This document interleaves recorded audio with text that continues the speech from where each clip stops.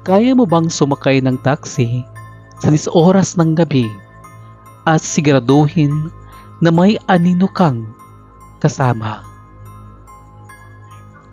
Si Lito ay isang taxi driver sa Maynila. Gabi-gabi siyang bumabiyahe, kaya sanay na siya kung ano-anong klase ng pasahero. Lasing, nagmamadali at minsan hindi nagbabayad. Pero may isang pasaherong hindi niya malilimutan.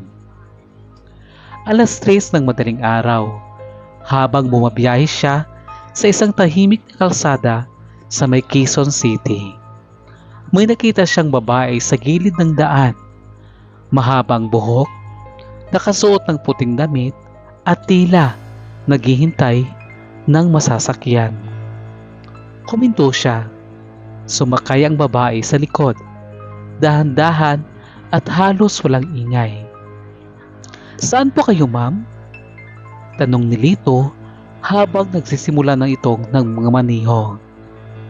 Tahimik lang ang babae. Hindi ito sumasagot. Maya-maya, sa rear mirror niya, sinubukan niyang silipin ang mukha ng pasahero. Dito niya napansin ang kakaiba. Nakayuko ang babae, pero ang buhok nito ay hindi normal.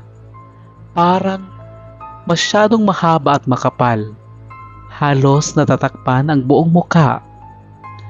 Kinabahan siya, pero nagpatuloy lang sa pagmamaniho. Matapos ang ilang minuto, nagsalita rin ang babae, mahina at parang pabulong. "Manong, ang dami niyong pasahero." Napakunot noo siya. "Ma'am, kayo lang po ang sakay ko." Dahan-dahan niyang nilingon ang salamin at doon siya nanlamig. Hindi lang pala nag-iisang pasahero niya. Sa likod, sa tabi ng babae, may 2, 3, 4 na nakaparaming nakaupong anino. Lahat sila ay walang mukha. Mabilis niyang tinakpan ang preno. Nang nilingon niya ang backseat, wala na ang kahit sino. Dali-dali siyang sumibat paalis. Hindi na lumingon.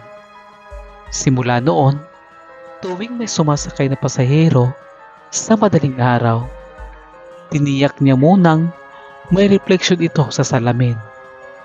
Dahil ang mga hindi buhay, walang refleksyon sa salamin.